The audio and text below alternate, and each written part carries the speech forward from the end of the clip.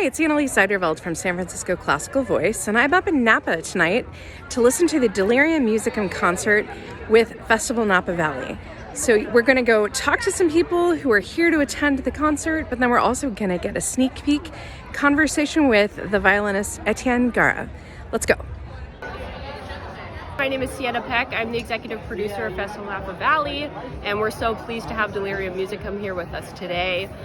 They're presenting a Halloween-themed program, including Danse Macabre, which is a classic for Halloween, and also celebrates harvest and all the energy that we're feeling here in Napa Valley. The album of Delirium Musicum coming out in just a couple of days, on Friday the 31st for Halloween. This cabinet of curiosities, or imagine Alice in Wonderland when you open these little windows and every window opens into a new universe on its own. So each musician has his own universe that he brings or she brings into the group. So we created the album based on that. Hi, I'm Charles Latorno, the co-founder and director of artistic planning of Festival Napa Valley. We're so excited to welcome back members of Delirium Musicum and Gara.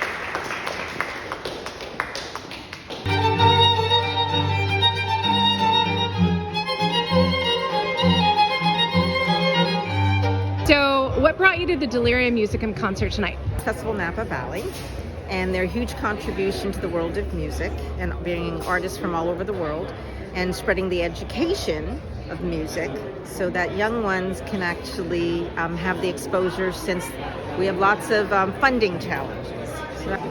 I've attended several of the Festival Napa Valley events. Olivia Decker puts on a great show. My friend said she was going, and I said, okay, I'll join you.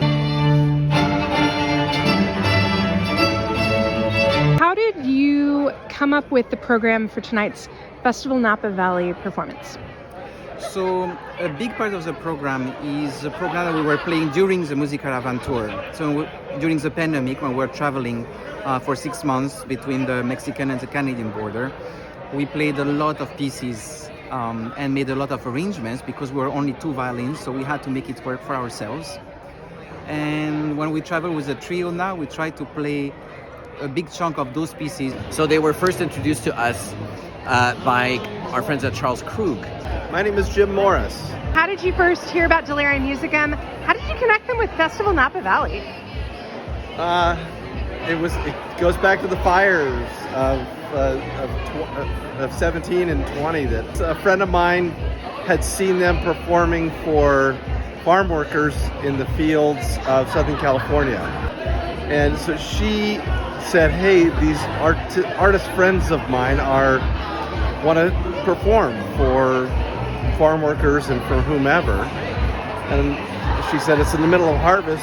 You have room at the winery? And I said, send them my way. I would love them. So I was the VP at Charles Krug at the time of hospitality, and I invited them to come and park Boris the bus at my winery. And at that point, PG&E had built a camp on our property, and so they wanted to not only entertain the field workers during harvest as they were bringing grapes in, but they also wanted to perform for the PG&E crew. So we had several hundred people living on the property.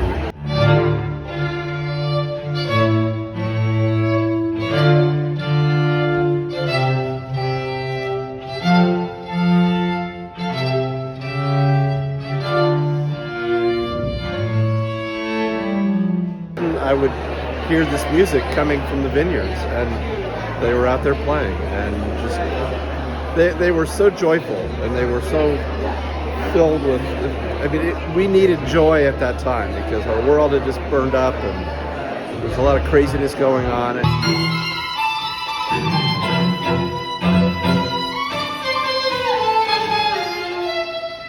Musicians feel almost a responsibility to be there when something happens, or when or people are emotionally in a little darker moment in their life.